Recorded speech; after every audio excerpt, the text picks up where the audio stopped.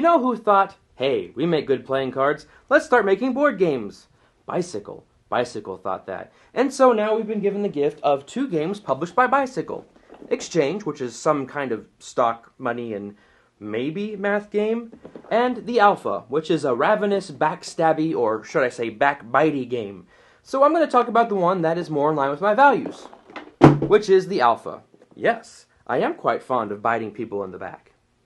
The Alpha is a game for 3 to 6 wolfies, and much like poker, it's all about trying to read your opponent.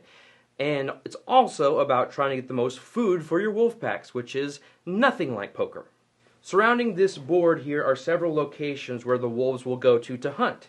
Down here you have near forest, which is just normal. Up here you have deep forest, which is going to cost you a food to actually go up to one of these locations. The number of locations that you can go to is dependent on the number of players. So for example, this is set up for a 6-player game, and in the 6-player game you can have a moose and a bison because they provide a lot of food. You're going to need a lot of food to disperse when there are more players. However, in like a 3-player game, you wouldn't even have the moose or bison. So it's all dependent on how many players are playing. Each round, players will take turns placing 1 wolf meeple or weeple at the various locations. Like I said, if you go up to one of these, you have to lose a food for each one that you place. The goal is that once everybody places all their wolf meeples out, you want to have the majority at the locations where you want to get the food. If you do, then you become the Alpha Pack. Once all the wolves are placed, the Alpha Pack at each location will take the die and roll it to determine how much food is available, and then it's up for grabs, or whatever it is wolves do with their paws. Okay, so I rolled a 12.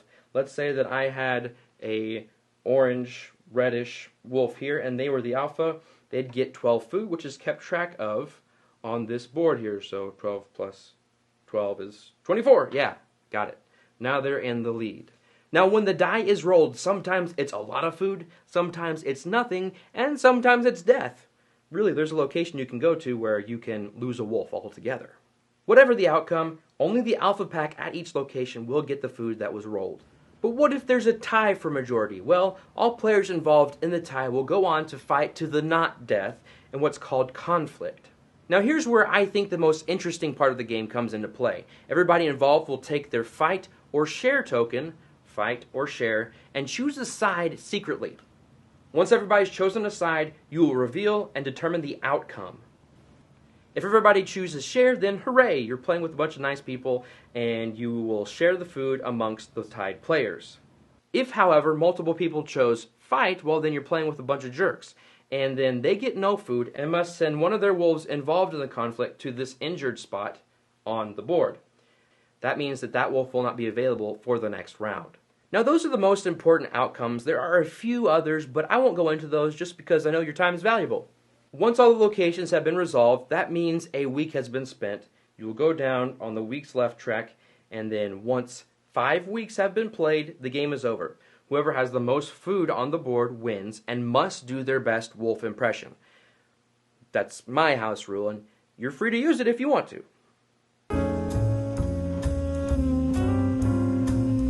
These components are excellent. Exactly what you'd expect from an established company such as Bicycle.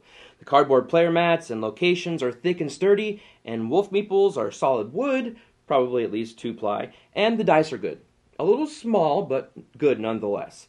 You do have to be careful because some of the colors are very similar of the dice, and so it's easy to get mixed up and use the wrong color for the wrong animal. I am disappointed that there are no cards to critique. I expect a Bicycle game to have cards. I'm only kidding. Perhaps in future games we'll see some high-quality cards. As I mentioned earlier, one of the main mechanisms in the game is what I classify as prisoner's dilemma. I know good at words, so I used Google to find this definition from Investopedia.com. A paradox in decision analysis in which 2 individuals acting in their own self-interest do not produce the optimal outcome. The typical prisoner's dilemma is set up in such a way that both parties choose to protect themselves at the expense of the other participant. Now, this is of course present when conflict occurs and tied packs must choose to either share or fight. There's always that temptation to act in your own self-interest and choose fight. Then, of course, the better outcome may happen if you choose share. You're pressing your luck either way, and I enjoy that feeling. The prisoner's dilemma is executed very well in the alpha. There's also area majority represented in placing of wolves at the locations. Now, this form of area majority also presents some push your luck. Since you're going around the table, there's that uncertainty of where your opponents are going to place their wolves. You're taking a risk by going all in on one location because your opponents could come along and match your number, leaving you to have to duke it out for the food. Now, for the most part, you can never assume you'll be the alpha pack at a location. There's always that chance someone will match or exceed your number. Finally, you have the dice, which play a major role in the game. Because the dice determine how much food is up for grabs after you've already chosen a location, you sometimes find out too late that your efforts in getting the majority weren't even worth it, especially if you roll an X and get no food whatsoever. However, it's just one more element of chance you have to factor into your decisions. It's not totally unknown, since the locations show what the faces of the dice are, and some locations give you better chances at high payouts than others. Let's talk about the execution of theme. The theme is, of course, wolves fighting for dominance in areas in order to feed their packs. It works here. It's not too terribly strong, and for the most part, everything you do in the game makes sense thematically. Even the dice rolling is thematic if you think about it, especially when you go to the farm and your wolf can get killed on certain roll results. So while I don't feel like I'm actually leading a pack of wolves, there's still enough of a connection there to make me want to go, awoo! And speaking of feelings, when I play the alpha, I feel excited when picking my fight share token. Trying to guess what my opponents will do is so thrilling to me. There's also some excitement when those dice are rolled. I could get 12 food from this sheep, or I could die. I do feel a sense of reasonable and justified anger when my opponents won't go away from the locations that I want. Yes, I know that's what they're supposed to do, but still, stay away from my caribou. That's my caribou. I feel frustrated when the dice don't play out in my favor, especially when I've dedicated many wolves to it, and especially when the result is X, no food. Though that doesn't happen that often, actually, never to the point where I'd hate the game, just enough to give me a nice mix of emotions. I feel pride when I dominate a location. That's right, everyone was afraid of me and my wolves, so I became the alpha wolf. Hopefully by now you've realized this isn't a heavy strategy game. If you haven't, then I'm doing a worse job than I thought I was. I think some people will be put off by the amount of chance in the game. I also believe that anyone with anger issues will have plenty of opportunities to let their true colors shine brightly. However, I do think that overall there is an audience for the alpha.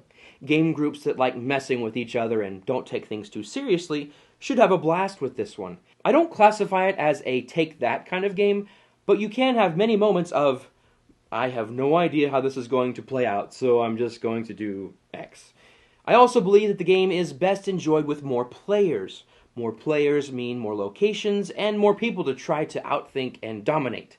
At 3 players, it's okay, but when you get into that 5 or 6 player territory, that's where you're going to have the most fun with the alpha. And because fun is the most important quality in the game, and I definitely had fun with this one, I give the alpha a seal of approval.